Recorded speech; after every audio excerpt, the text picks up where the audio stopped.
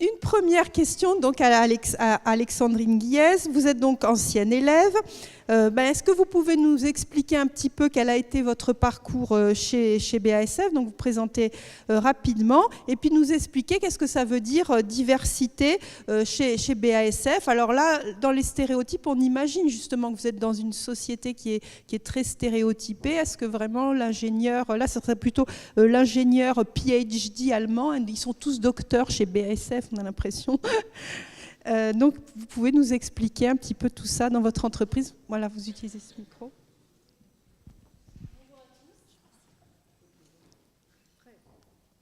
Bonjour, oui. Alors, bonjour à tous. Ça me fait très plaisir d'être là aujourd'hui. Ça fait un petit peu bizarre de passer de l'autre côté du miroir.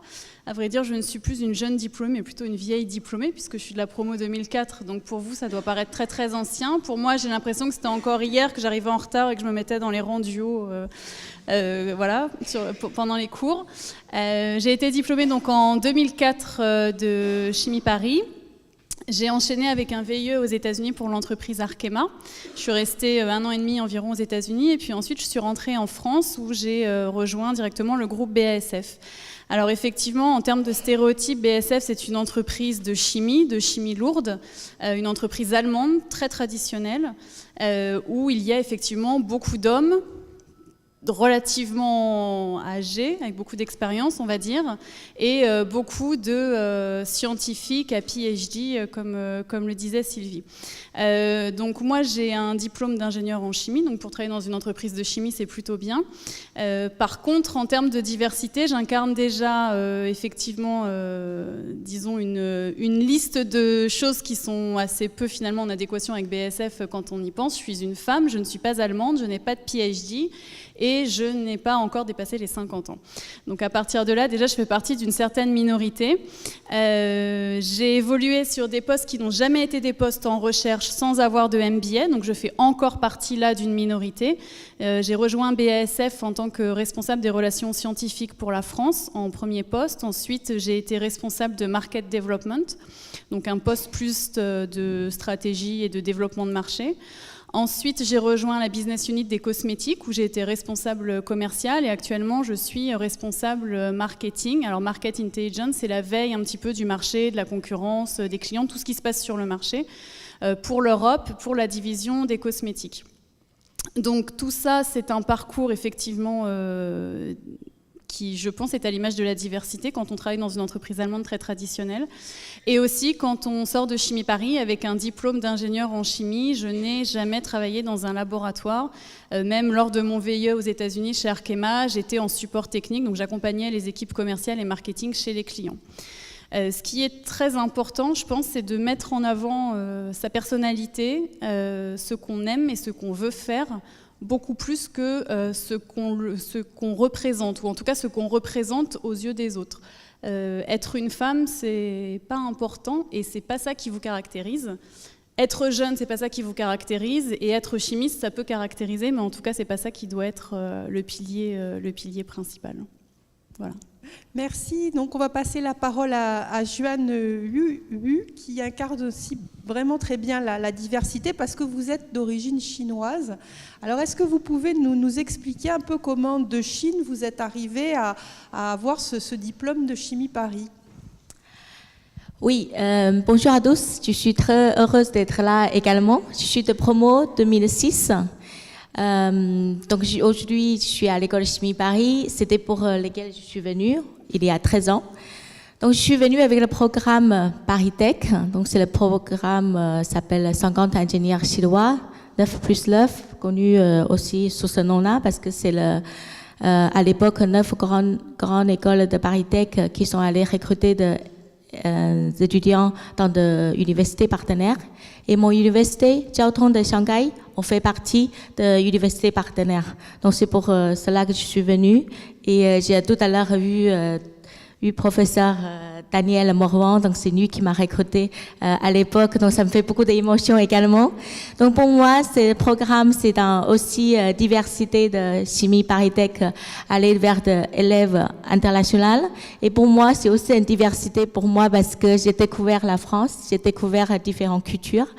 Et donc c'est à l'époque, c'était avec ce programme-là que je suis venue. Alors chez Solvay, vous travaillez dans le marketing de l'innovation. Alors est-ce que c'est un domaine où il y a aussi beaucoup de personnes de tous horizons? Est-ce que c'est important qu'il y ait de la diversité chez Solvay? Oui, c'est très important. Et juste pour vous parler de l'autre équipe, je suis dans l'équipe stratégie marketing. Donc dans notre équipe, il y a Alessandro qui est italien, Umo qui est française d'origine Mali, et il y a aussi un Bolivien, Bolivie, moitié Bolivie, moitié espagnol. On est basé en France. Et après, on a aussi un collègue Yansha en Chine, deux collègues en Allemagne, Sébastien et Erkan. Donc, on est très international et c'est important parce que on a besoin de connaître le marché, on a besoin de connaître la tendance du marché, on a besoin de refléter le marché sur lequel on opère. Donc, c'est important d'avoir la diversité dans l'entreprise et d'avoir des équipes qui représentent cette diversité-là.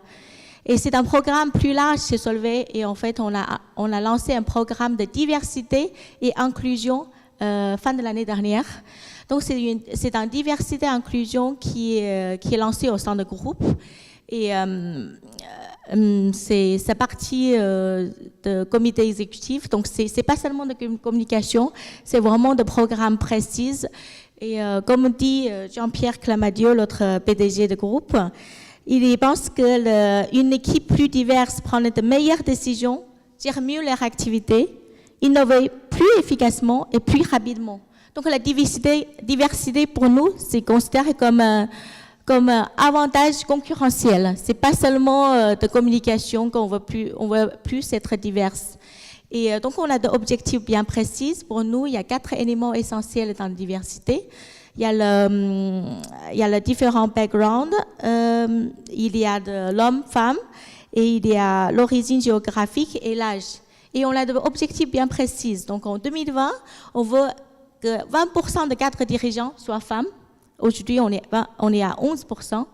Et on veut aussi que le cadre supérieur qui représente d'origine Amérique latine, Amérique du Nord et de l'Asie soit doublé ici 2020. Donc c'est l'objectif bien précis. Et c'est la diversité et inclusion. Donc il n'y a pas de diversité sans inclusion. C'est pas seulement de cohabitation de diversité. Il faut aussi intégrer la différence, intégrer cette culture. Donc ça c'est un programme qui est très actif chez Solvay. Très bien. On va passer la parole à Franziska Rieder, qui est à côté de vous, de la société L'Oréal. Alors vous êtes de nationalité, enfin ou d'origine allemande en tout cas, et vous êtes déjà un exemple de diversité pour votre groupe. Alors dans un premier temps, vous allez peut-être nous parler de votre métier, ce que vous faites chez L'Oréal, et puis ensuite nous parler de la diversité dans le groupe. Pour ceux qui étaient là hier, on a eu la joie de recevoir Barbara Lavernos de votre comité exécutif, donc, qui nous a parlé des programmes de diversité dans le groupe, mais en fait tout le monde n'était pas là, les jeunes n'étaient pas là, donc on peut peut-être revenir sur la question. Oui, alors moi aussi, j'ai eu l'honneur de passer après Barbara Lavernos. Je ne suis pas dans une position équivalente. Donc oui, je suis donc d'origine allemande, donc voilà. Et en miroir, donc je suis une Allemande dans une entreprise archi-française. Voilà. On ne peut pas être plus français, je pense. Voilà, alors comment est-ce que je suis arrivée là? Donc je suis de formation pharmacienne. Voilà, j'ai rencontré un Français que je trouvais sympa. À la fin de mes études, je me suis dit, tiens, je dois faire une thèse parce qu'en Allemagne, il y a besoin d'une thèse. Je voulais travailler en industrie. Donc c'est exact, je confirme, c'est bien ça. Et donc c'était l'occasion pour moi d'aller en France en fait. Donc j'ai fait une thèse en sciences ensuite ici à René Descartes en pharmacochimie pendant 3 ans. Ensuite, je cherchais du travail, j'ai cherché un peu partout, je me suis présentée en Suisse, où il y a quand même pas mal de Français, d'Allemands et des Suisses.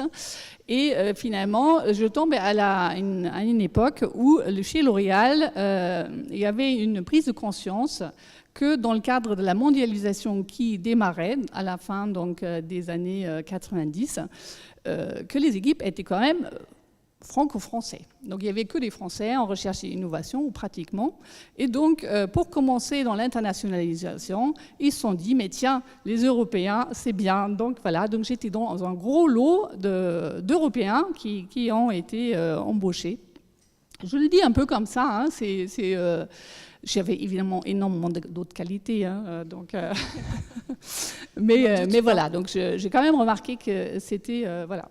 La diversité commençait à être discutée au sein de l'entreprise. C'est vraiment une période où ça a été discuté. Donc aujourd'hui, je suis responsable donc, du laboratoire, enfin du service de chimie analytique et de biochimie, des métiers cosmétiques, de la recherche et innovation, donc du centre pour les métiers cosmétiques à Chivy-Larue. Donc il y a une trentaine de personnes, donc c'est une équipe qui est très très très l'oréalienne, ça veut dire que ce sont des jeunes qui sont embauchés à la fin de leur formation et qui ne quittent plus l'entreprise. Et aujourd'hui, tout comme moi, ils sont bien moins jeunes. Voilà, donc pas très diverses. Malgré tout, on réussit à intégrer, ou on cherche là aussi à intégrer, donc des jeunes avec une culture différente. On cherche à nous diversifier, bien sûr aussi en regardant spécifiquement, très spécifiquement des personnes avec un profil issu donc éventuellement avec un handicap.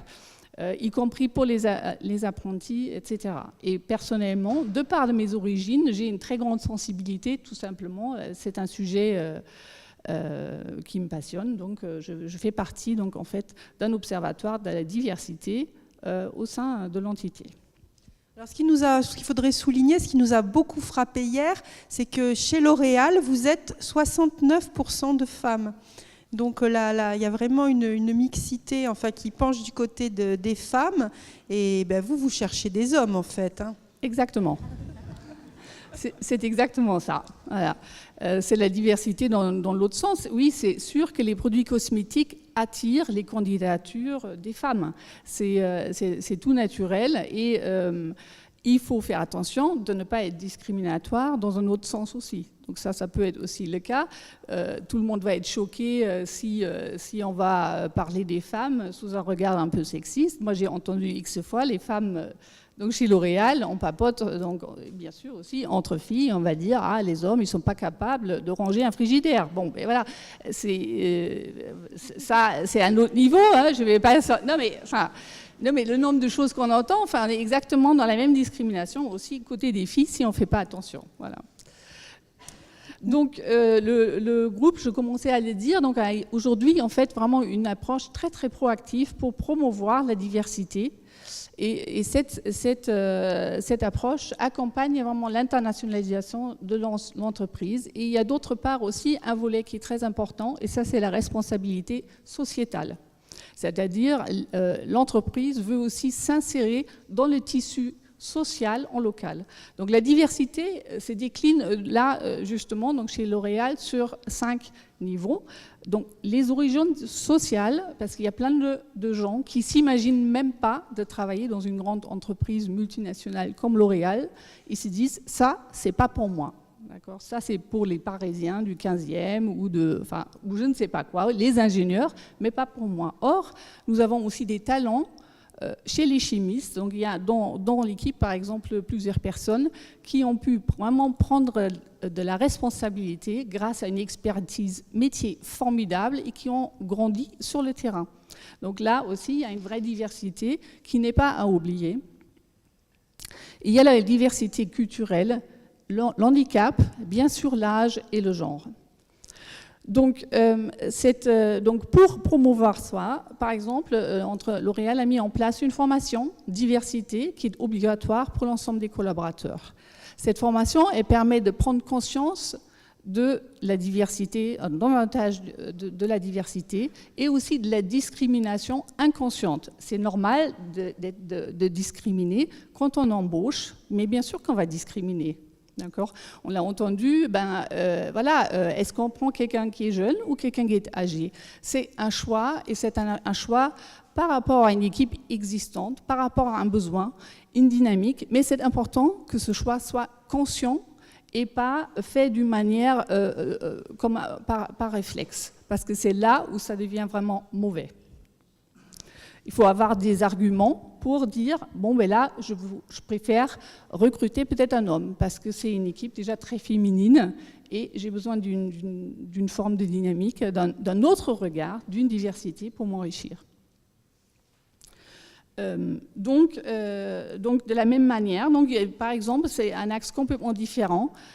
Ces observatoires de la diversité ont été mis en place partout dans le groupe, et ça permet aux collaborateurs d'être acteurs de la politique des diversités, de s'engager personnellement sur des axes décidés par les collaborateurs. Et simultanément, ça permet du coup d'ouvrir l'esprit, la tolérance et la conscience, ce qui est un facteur essentiel. La diversité, bien sûr, ça signifie, ce n'est pas que formidable, bien sûr que c'est une richesse, mais pour que ce soit une richesse, il faut être ouvert et bienveillant. Parce que la diversité, c'est beaucoup plus facile de discuter avec quelqu'un qui me ressemble que de discuter avec quelqu'un, surtout, et de travailler avec lui et de résoudre des problèmes, des situations difficiles. Quand il n'est pas exactement programmé comme moi, eh bien, les mésententes arrivent très facilement. Et enfin, donc dans ce cadre-là, à ne pas sous-estimer les formations interculturelles qui sont mises en place. Alors, je suis la première à le savoir, on pourrait peut-être se raconter des histoires, là. Alors, moi, en tant qu'Allemande, j'ai entendu X fois que ça ne rigole pas. Voilà, ça rigole pas, et bien sûr, je me vexe, donc je rigole pas. Donc, c'est confirmé, ça ne rigole pas.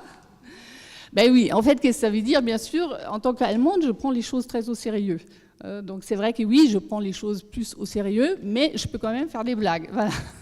Bon, mais peut-être que vous nous direz dans un premier temps toutes ces différences culturelles, comment vous les percevez. On va passer la parole à Sophie Huguet d'Arkema. Alors on a déjà eu Dominique Massoni ce matin qui nous a parlé beaucoup de la politique diversité, mixité. C'est peut-être pas là-dessus qu'on va s'apesantir, mais plutôt rentrer dans le cœur de notre sujet, l'innovation. Qu'est-ce que ça apporte de la diversité dans l'innovation et qu'est-ce que vous essayez de faire sur ce plan-là pour enrichir votre entreprise ?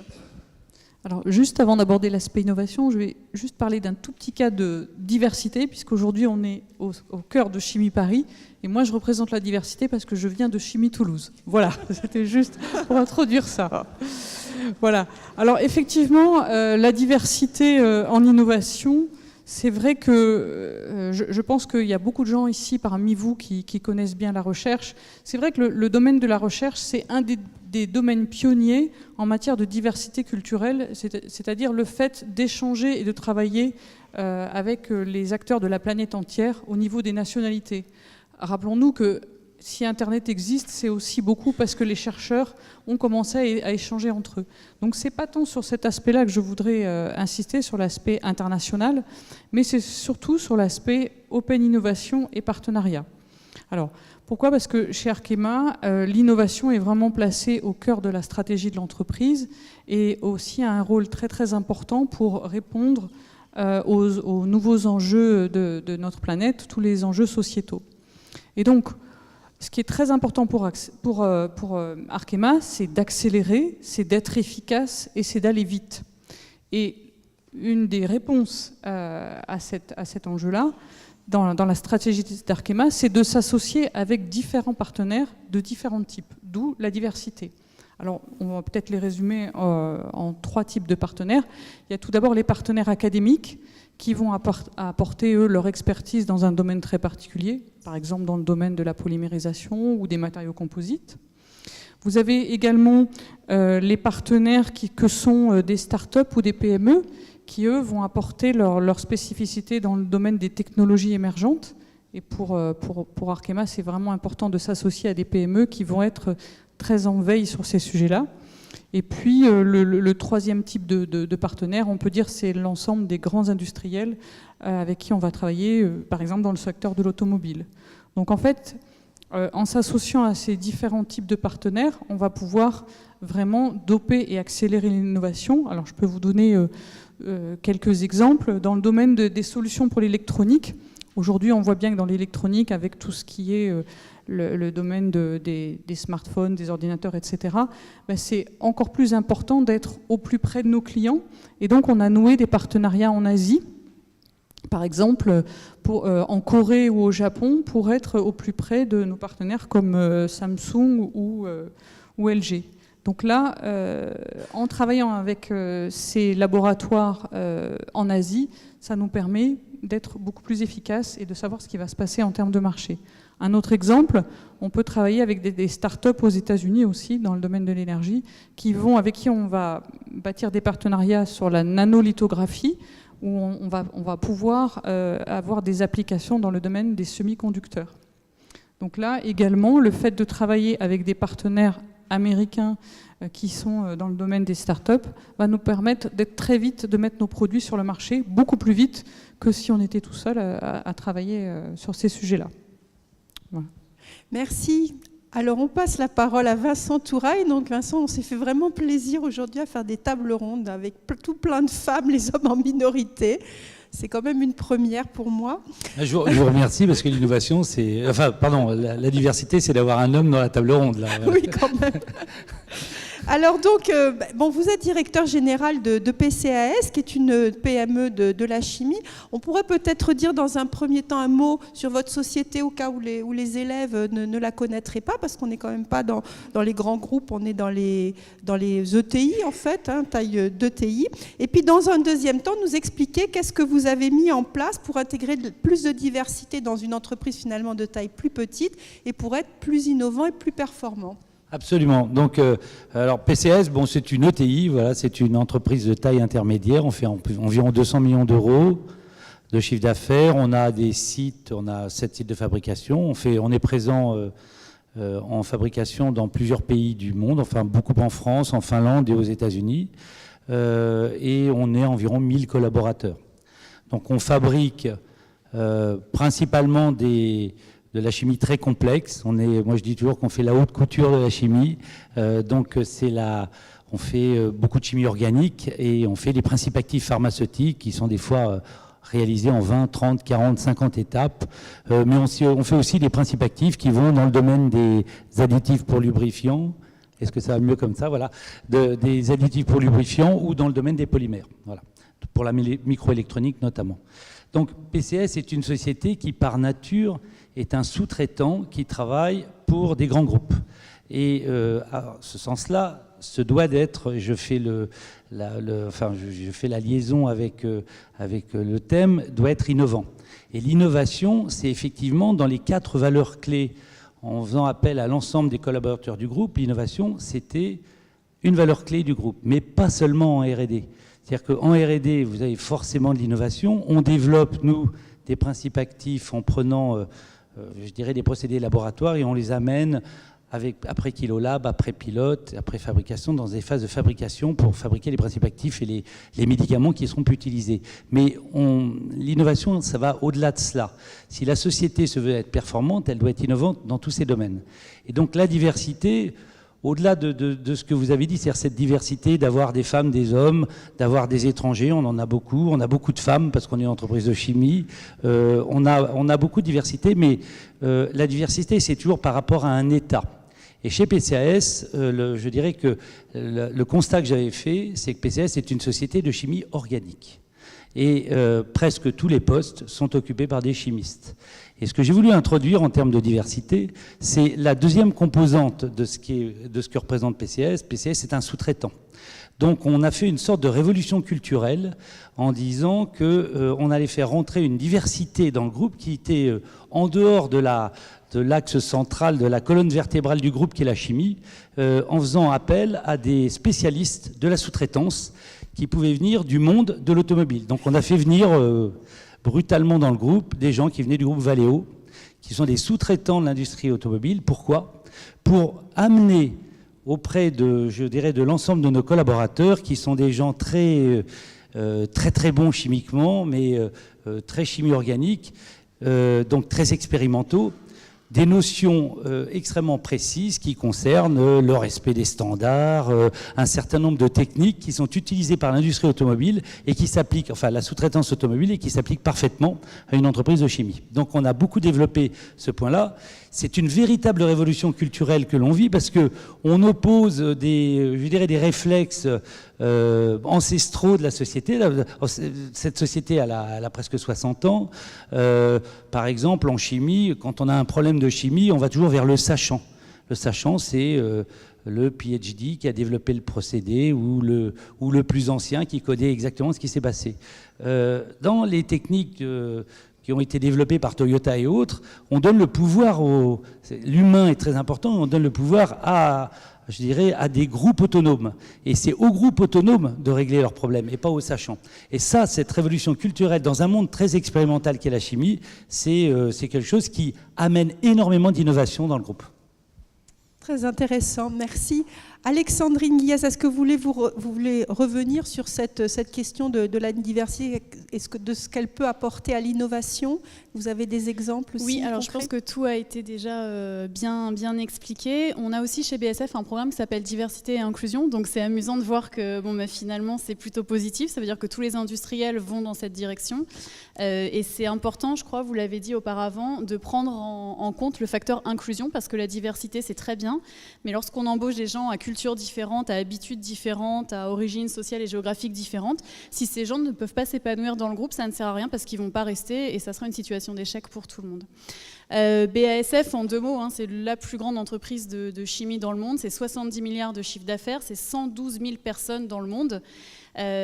Oui, c'est beaucoup. Et ce qu'on veut en faire, c'est une entreprise avec un esprit d'entreprise et du coup avec un esprit d'innovation aussi un peu commun à tout le monde. Et ça, c'est très compliqué. Donc mettre en place des process, c'est nécessaire parce qu'autrement, on aurait du mal à faire évoluer les choses. On espère que bientôt, on sera dans un monde où on n'aura plus besoin de compter combien on a de femmes, combien on a d'handicapés, combien on a de couleurs de peau différentes et que ça sera juste devenu quelque chose de complètement naturel. Ça, pour la diversité. Et pour l'innovation, c'est la même chose. L'innovation, c'est un état d'esprit. Aujourd'hui, on est obligé de mettre en place des process d'innovation avec différentes méthodes pour favoriser l'innovation. Et l'objectif, c'est que demain, l'innovation, ce soit un réflexe comme la diversité, d'aller consulter différentes personnes, d'aller consulter des expériences différentes. Chez BASF, aujourd'hui, on a un chiffre qui est dédié à la R&D qui est de l'ordre de 2 milliards d'euros par an. Donc c'est beaucoup, c'est 10 000 personnes qui travaillent en R&D. Et l'objectif de cette force de R&D, c'est pas que les gens restent dans leur laboratoire et travaillent sur leur expertise, c'est vraiment d'échanger. Donc on a des plateformes d'échange, on a une recherche qui va être une recherche plus corporate qu'on appelle les competence centers où on va avoir 3 gros piliers, un pilier process engineering, un pilier matériaux, un pilier biosciences, biotechnologie. Et après, dans chaque division et chaque business unit, on a encore des équipes de recherche. Et l'objectif, c'est vraiment de créer des synergies entre les gens. Là encore, c'est de la diversité. Alors, c'est de la diversité humaine, mais c'est aussi de la diversité de pensée. C'est accepter d'avoir des gens qui n'ont pas fait d'études de chimie, qui vont être dans des positions de R&D, parce qu'ils auront fait des études de biologie et de physique, et que c'est aussi important pour une entreprise de chimie. C'est d'avoir des gens qui ont des MBA, mais pas que, pour assurer des fonctions de top management et des fonctions stratégiques. Tout ça, ça fait partie de la diversité. La diversité, c'est effectivement pas que ce qu'on voit de l'extérieur. Ça, c'est facile de communiquer dessus, mais comme on l'a tous dit, l'objectif de nos groupes, c'est pas uniquement la communication, c'est des vraies façons de travailler et de voir l'avenir différemment. C'est de la synergie entre les gens, entre les process, entre les façons de penser. Merci. Alors, Joanne Wu, est-ce que vous pouvez nous parler des séminaires d'innovation que vous faites chez Solvay, parce qu'il me semble que c'est aussi un bel exemple de diversité. Oui, c'est très intéressant le séminaire d'innovation qu'on fait chez Solvay. Effectivement, c'est pas seulement d'avoir de cohabitation de différences, c'est aussi, on essaie de prendre en compte les avis de différentes personnes. Pour cela, je voulais vous parler de la méthodologie d'éclo-push que nous avons déployée chez Solvay dans plusieurs business units. Donc, c'est de sortir de l'autre terrain existant et de regarder le nouvel marché pour le produit existant, donc aller dans le nouvel domaine. Donc, pour cela, on a besoin d'avoir des idées d'innovation. Donc on ne fait pas seulement entre marketing et entre recherche et innovation. On fait des workshops, on fait des ateliers d'innovation, on invite les gens de différents business units, on invite les gens de différentes fonctions, on invite les gens de différentes géographies et on a de brainstorming ensemble, on essaie de sortir des idées différentes de ce qu'on a déjà. Donc on voit bien que ces différents éléments arrivent à nourrir cette pipe d'innovation. La confrontation de différentes idées, de différents points de vue arrive à nourrir l'innovation, à de sortir de nouvelles idées. Et pour être sûr qu'on n'est pas seulement entre la même type de personnes, toujours en France, qui sortent la même idée, on utilise aussi des outils Internet pour ramasser des idées de différentes personnes, de toutes sortes de profils, et on donne la fonctionnalité du produit, on laisse imaginer de nouvelles idées. Donc ça, c'est des séminaires d'innovation qu'on fait. On a également des séminaires de management pour que les gens apprennent à prendre les idées des autres, de ne pas couper les gens, d'être à écoute attentif. Je pense qu'il y a beaucoup de différences de culture, par exemple. Dans un groupe, nous, on travaille beaucoup avec Asiatiques. Bon, moi, je fais partie, mais on travaille beaucoup avec des Japonais, Coréens, Chinois.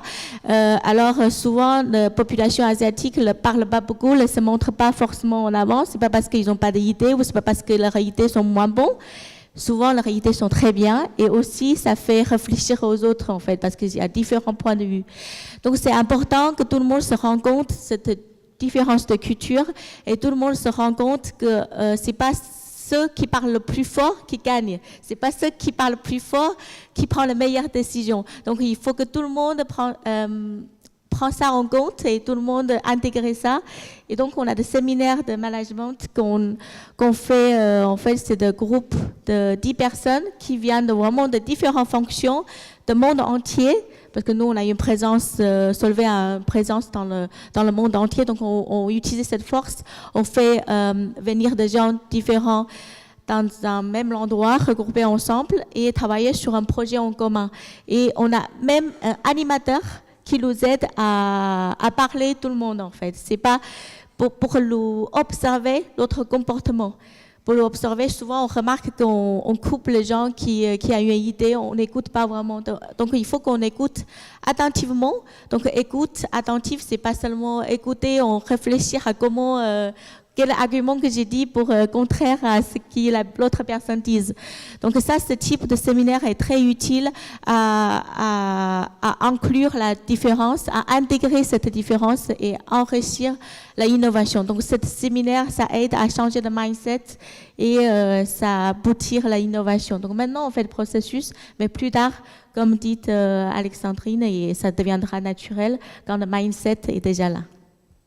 Peut-être on va passer la parole à Madame Rieder. Alors bon, on parle de diversité, on mélange les cultures, c'est tout beau, etc. Mais est-ce que c'est si facile que ça quand même de se comprendre? Est-ce qu'il y a, il y a des avantages, mais est-ce qu'il n'y a pas des inconvénients? Quelle est la difficulté en tout cas qu'on peut rencontrer? Oui, donc dans le cadre donc des structures de la RI de L'Oréal qui se situent donc sur les différents continents. Donc nous aussi, nous sommes amenés à travailler vraiment en collaboration, en réseau, avec des équipes aux États-Unis, en Chine, en Inde et au Japon, et aussi au Brésil.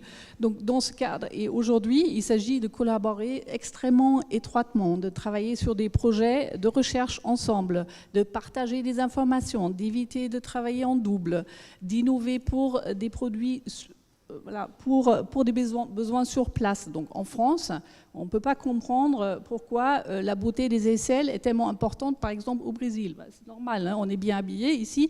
Donc on ne peut pas développer ici quelque chose sans parler y compris avec des chercheurs qui sont sur place et qui développent des produits. Donc là, aujourd'hui, si on rencontre, du coup, dans le cadre de ces collaborations, bien sûr aussi des difficultés. On se rend compte qu'à un moment donné, au début, c'est super, voilà, tout le monde se sourit, et puis tout d'un coup, ça se grippe, et on a l'impression que les autres ne veulent pas travailler avec nous. Voilà, donc typiquement, là, c'est le moment où on peut se poser la question s'il n'y a pas peut-être une petite différence culturelle. Donc les Américains, c'est clair que ce sont des fonceurs. Ils abordent une problématique.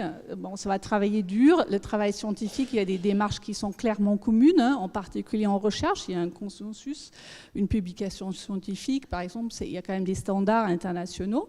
Mais effectivement, il y a un marketing des résultats très différents. Et rien que ce marketing crée des incompréhensions. Ils vont donc présenter un formidable résultat de recherche d'après leur présentation. Et nous, la première chose qu'on va dire, c'est « Oui, mais est-ce que tu as fait ceci? Est-ce que tu as fait cela ?» Et eh bien voilà, ça ne se fait pas comme ça aux États-Unis. On félicite, on dit « Great, wonderful, exciting », que des superlatifs que nous, on n'utilise pas.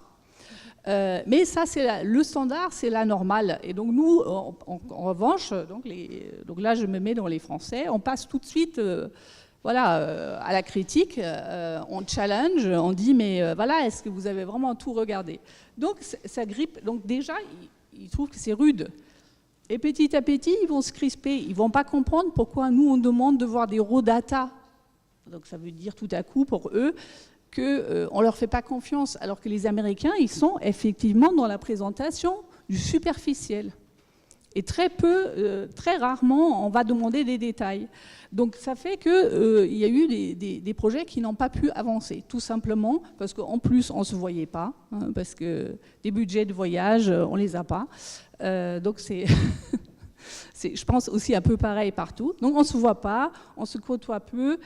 Voilà. Donc là, il faut avoir des réelles volontés pour dépasser ça, pour comprendre que là, j'ai un phénomène de culture, et parler sur comment je communique, être complètement à l'écoute et ne pas interpréter. Notre société fonctionne par des habitudes et on interprète. Et là, si on interprète, on risque fortement de se tromper parce que le code est différent. En Inde, il y a une manière qui est proche, c'est-à-dire les gens sont extrêmement expressifs, comme en France. Je trouve aussi en partie quand même en Chine. Au Japon, ce n'est pas du tout le cas, mais par contre, c'est consensuel. On ne peut pas se confronter. Et là, les Indiens ressemblent beaucoup aux Japonais et pas du tout à nouveau aux Français, où on va se confronter, on va se battre, on va se disputer. Donc, si on les agresse, ben, c'est le repli et plus rien ne fonctionne derrière. Donc, et tout ça, ça peut faire très vite dérailler, y compris des projets de recherche. Mais voilà, donc je suis complètement d'accord. Oui, l'écoute, c'est vraiment la première chose. Et il n'y a que ça, donc pour aller plus loin. Merci. Petite question. Ah ben alors allez-y. Excusez-moi, je rebondis juste rapidement pour mettre en lumière ce que vous disiez. La communication, ça va être clé et de plus en plus. Et l'internationalisation, c'est déjà notre quotidien et ça va certainement pas s'arrêter demain. Ce qui est très très important pour vous les étudiants et puis aussi un message peut-être pour les professeurs, c'est que l'apprentissage de l'anglais, on a fait beaucoup de progrès en France, mais ça reste quelque chose qui est hyper important parce que demain, si vous n'êtes pas à l'aise en anglais, vous allez avoir du mal à communiquer. Si vous avez du mal à communiquer, vous avez du mal et à comprendre les autres et à vous faire comprendre. Et c'est pas juste dans l'échange d'informations, c'est comme vous disiez, dans la compréhension de la culture de la personne qui est en face. C'est ça, et c'est aussi s'ouvrir l'esprit sur les différences culturelles qu'il peut y avoir entre les gens. C'est aussi important que d'être bon dans son domaine. Parce que si on n'est pas capable de communiquer, on ne peut pas travailler ensemble. Et si on ne peut pas travailler ensemble, ça ne marche pas, même si on est un expert et qu'on est très performant. C'était une petite question, peut-être à Vincent quand même, et après on finira par Sophie. Ce choc-là culturel de l'automobile contre la pharmacie, est-ce que ça a été compliqué à gérer ou finalement vous avez été bons copains? Non, les gens restent bons copains, hein, mais je dirais que c'est un choc culturel, mais c'est une complémentarité. C'est-à-dire que la diversité, c'est de la complémentarité, c'est pas de l'opposition. Et alors c'est vrai que dans une entreprise qui fait des principes actifs, ou la pharmacie, elle a une logique. Bon, c'est comme l'automobile, le produit à la fin il doit être parfait. Mais dans un cas, la pharmacie, elle procède par filtrage, c'est-à-dire qu'elle vérifie tout pour s'assurer que ce qui sort, c'est vraiment parfait. L'automobile a une autre vision. Elle dit, je prévois tout ce qui pourrait arriver et je fais mon process et je délivre quelque chose qui est parfait. Donc, c'est très complémentaire et la complémentarité entre l'assurance qualité et la qualité totale, enfin, c'est ce que ça revient à ça, c'est la prise en compte finalement, souvent, du facteur humain dans le domaine de la qualité totale. Et donc, je dirais, les principes que l'on a dans l'industrie automobile s'appliquent partout, peuvent s'appliquer partout. Il suffit simplement d'accepter cette diversité comme quelque chose de nouveau qui vient, je dirais, en complémentarité du gène classique, enfin de l'ADN classique qu'on a dans une entreprise. Voilà. De toute façon, vous entendant, il me semble que l'agence américaine du médicament, la terrible FDA, elle va dans le sens maintenant de l'automobile. Hein. Exactement, et je dirais même qu'en recherche, de plus en plus, les grands chercheurs, enfin tous les chercheurs, les grands laboratoires pharmaceutiques, les grands chimistes, font du quality by design, c'est-à-dire que dès le process, dès le point de démarrage de l'étude d'un procédé, on fait des matrices, des plans d'expérience pour vérifier toute possibilité. Et ça, c'est véritablement issu d'une logique type Toyota qu'il y a eu il y a une vingtaine d'années. Alors Sophie, encore une question. On revient sur cette open innovation en fait, que vous nous avez décrit chez Arkema. Alors c'est quand même un phénomène relativement nouveau parce que moi je suis une observatrice de très longue date de l'industrie chimique et l'open innovation c'est pas quelque chose dont on me parlait il y a 20 ans. Ça existe depuis longtemps dans la pharmacie, c'est encore nouveau dans la chimie. Alors est-ce que c'est un petit peu une révolution culturelle pour l'industrie chimique ? Alors, c'est vrai que pour l'industrie chimique, il y a longtemps, il y avait juste, j'allais dire, des partenariats un peu binaires, c'est-à-dire juste entre une entreprise et puis, par exemple, un laboratoire. Ça, c'est quelque chose qui existe de longue date. Mais ce qui est vraiment nouveau depuis quelques années, je dirais plutôt depuis une dizaine d'années, c'est vraiment les partenariats avec de nombreux partenaires, que ce soit, alors on peut prendre l'exemple des pôles de compétitivité où Arkema a été, avec Solvay notamment, un des fondateurs du pôle de compétitivité Accélera, où on a mélangé des partenaires industriels, de la chimie, des partenaires industriels de l'environnement, mais aussi des acteurs académiques, que ce soit au niveau des laboratoires de recherche ou au niveau de la formation. Donc c'est en fait le fait d'avoir des partenariats multipartenaires qui a vraiment dopé l'innovation, qui a permis d'avancer très nettement dans ce domaine. Un autre exemple, ce sont tous les grands projets européens ou les projets français multipartenaires qui nous ont permis d'avancer. Je vais en citer un, c'est un projet CompoFast. Le projet CompoFast, ça concerne les matériaux allégés. Il s'agit de mettre au point des matériaux composites qui vont remplacer les parties métalliques dans les véhicules pour permettre d'alléger les véhicules et justement de diminuer les émissions de CO2. Et donc là, on est vraiment dans une des problématiques d'aujourd'hui, c'est-à-dire pouvoir apporter des solutions, que l'innovation et la recherche apportent des solutions aux enjeux du développement durable. Et justement, ça me fait faire le lien avec la démarche RSE d'Arkema, qui a placé l'innovation, ça fait partie des 5 engagements d'Arkema, d'apporter des solutions durables pour la société. Et donc justement, le fait de s'organiser dans des multipartenaires ou avec des partenaires très très différents, que ce soit par exemple, je vous disais, s'associer avec des startups, c'est quand même très très peu courant. Et notamment, ça a permis de développer aussi de se positionner dans des projets sur les nouvelles énergies, alors soit le photovoltaïque, soit par exemple des programmes qui nous permettent de faire des progrès sur le stockage des batteries, notamment avec par exemple un partenaire anglais qui s'appelle Oxys et qui nous permet justement de préparer les batteries de nouvelle génération lithium-soufre. Voilà, donc ça c'est quand même très très important de voir qu'on est vraiment passé à la vitesse supérieure en matière d'open innovation avec des partenaires, j'allais dire, d'une part internationaux, ça c'est sûr, des partenaires très différents, que ce soit académiques, que ce soit des startups, que ce soit d'autres industriels, et surtout des multipartenaires, et aussi des partenaires publics. Par exemple, l'ADEME est très souvent partie prenante, et des choses comme ça. Et tout ça, ça nous permet effectivement d'accélérer, d'aller beaucoup plus vite, et puis d'être complètement en lien avec notre politique RSE en matière d'innovation. Merci. Alors là, je pense qu'on a le temps pour quelques questions. Voilà, s'il y a des volontaires pour poser des questions. Est-ce que vous pouvez vous présenter, s'il vous plaît? Donc, bonjour, Alba Marcelan, je suis enseignante chercheuse en mécanique des matériaux. Et en fait, j'avais une question à vous poser, Vincent Touraille, sur ce que vous avez évoqué sur la diversité dans la culture managériale et la prise de décision. Vous évoquiez l'exemple de Toyota. Et donc, je crois que Toyota, c'est l'amélioration continue. Et en fait, en tant qu'enseignante, je me pose une question justement sur la valorisation de la tentative, mettre en lumière l'erreur et justement pour l'améliorer. Alors, qu'est-ce que vous conseillez à des enseignants pour essayer d'être vecteur d'innovation? Alors, à des enseignants, je sais pas, mais je peux vous dire que déjà, c'est pas facile à intégrer la culture de l'erreur, le dire. On a fait des formations sur nos sites et c'est déjà pas simple pour un opérateur qu'il comprenne que la culture de l'erreur, qu'on accepte, cet empowerment qu'on donne aux gens, c'est pas quelque chose qui est simple à comprendre pour... enfin, ça, voilà, on le dit, mais après, il faut le vivre.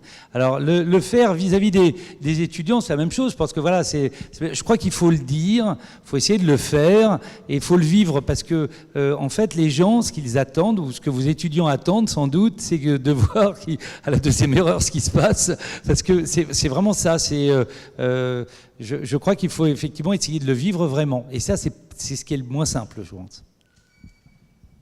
Une autre question? Oui. Je fais un petit peu tout, là. Merci. Emmanuel Faure, Chevreau-Ronite et ancienne élève de Chimie Paris. ParisTech, pardon. Mon commentaire, c'est les exemples que vous avez montrés sont tous très positifs. La diversité au jour le jour, c'est pas évident. Donc, est-ce que vous pouvez partager un peu plus sur des difficultés?